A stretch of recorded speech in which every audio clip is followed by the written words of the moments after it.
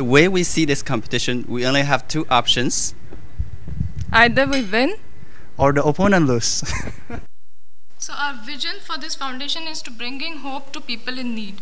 And we have identified its mission to promote innovation and entrepreneurship and to provide relief and assistance to impoverished farmers in Chinese villages. And we'll also carry out several activities to enhance CSR awareness in China. So the Yangshan Foundation structure will be, we have basically identified two main focuses, the first being innovation and entrepreneurship promotion, and the second is the poverty relief. And we are going to use 10% of the 100 million fund every year so that we have spread it over 10 years.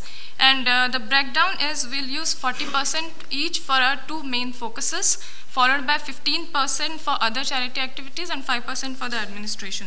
So what do we mean by innovation and entrepreneurship promotion? Investing in people, ideas, and projects that will bring continuous improvements in a sustainable manner. And how do we want to format it is that we'll have annual business plan competition for students who are entrepreneurial and who want to start up their own firms. And then whoever are the winners in this competition will provide them the initial investment to start their own firms. Our precondition is that their business idea should be related to IT, energy, environmental protection, or agricultural development. So Dylan will explain our next focus, which is the Starlight Village project. Thank you, Shweta. And let's move on to the other focus of our foundation, which is poverty relief. So the objective of this Starlight project is very simple, which is to help villagers in remote and poor areas to improve their living standards.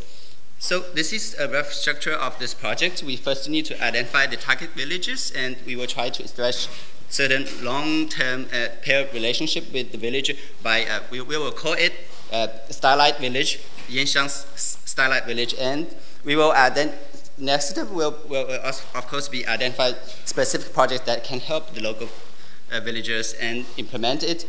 And we will also have, of course, we'll have periodical evaluation and review to make sure that the projects are going well. What about the organization or resources that are required? The resources part, first, as we said, we are going to have a partnership with universities to promote this. First of all, students should know that there is this kind of competition where they can get startup fund for their initiatives and their idea. The second thing, we are going to hire the panel of experts who are who will evaluate all these plans based on their innovativeness, their feasibility, etc. I have two questions. It seems, since you have two kind of business or whatever endeavors, and how that's the link, how do you link one entrepreneur education supporting the foundations versus the things you really want to do is to, reduce poverty and supporting the efforts over there. I don't see clearly the link. So one is just the source of a funding, or you want to have through these programs be more entrepreneurial, into the as a way of solutions. Look at these two different issues. They are different, but in terms of entrepreneurship, we also can provide fund to help the farmers to start up their business. This is also kind of entrepreneurship, but in terms of the nature, we would say that we admit that there are two different issues, but this is. If you see our business ideas for the business plan competition, we also have some ideas if we are having some product or some ideas for agricultural benefit, then also we are going to give them the startup fund. So this we believe will help the farmers in some way or the other. I think that our presentation is the most structured and organized presentation, but in the way of presentation, probably not the best.